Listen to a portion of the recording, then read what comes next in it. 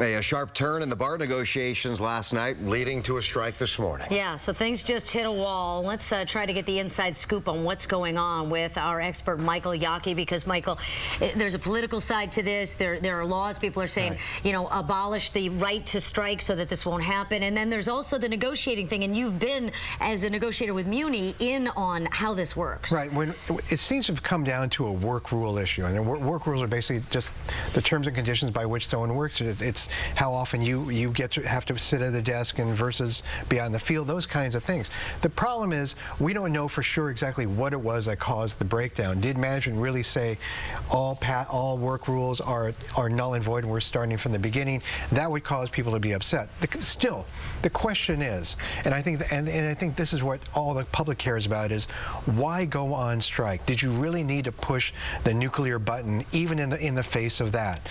And there are, you know, I spoke with a lot of people with the unions, close to people in the unions involved in this, and I was asking them, did they really need to go this far? Could there have been other steps they could have taken? And quite frankly, one of the things that really, if this goes beyond the weekend and it starts to go into next week, it's going to be a while. I don't think, if they can't find some way to use a weekend to calm things down and ratchet things back, it's going to go a bit.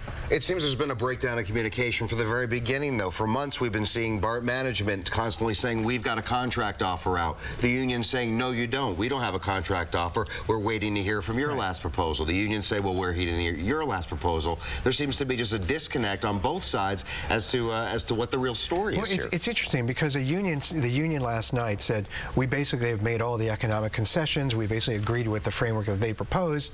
And then the president of the BART board said, no, they didn't. And the union's press releases all said it's all about the work rules. And then finally, the BART president seemed to say, well, yeah, it kind of was about the work rules. Regardless of all that, there are people who need to step up to the plate in this, and not just the BART board, who has been noticeably absent except for Tom Radulovich, who's been playing the hard line on this. There are 8 other members of the BART board who need to have their voices heard here. But there are also the people who have leverage over this situation. Those are the state legislators and the governor.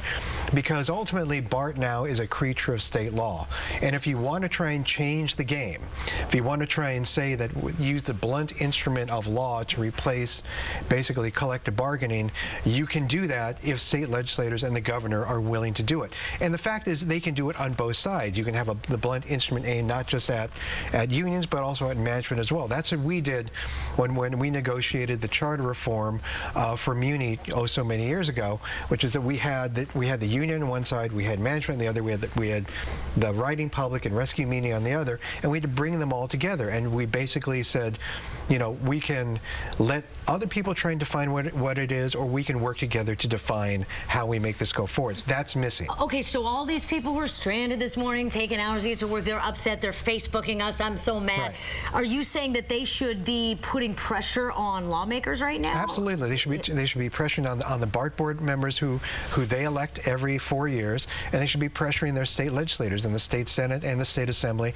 and the governor to say, we need you to take some leadership. It's more than just stopping by at a meeting and saying, we hope you work it out. Now is the time. If this starts extending the next week, it is going to go on for a while until basically the union has to come back because they have no more money. And quickly, do you find it troubling? You know, we have hundreds of millions of dollars on the line in these negotiations, and you have both sides who have been up for 24 hours at a time. We have very short tempers here, dealing with very large contracts. I mean, does that play into it? Obviously, it seems to in the strike call. I don't know what was going on, but I do know this. I think there were other options that were available that could have made the same point. Neither side has availed them to it.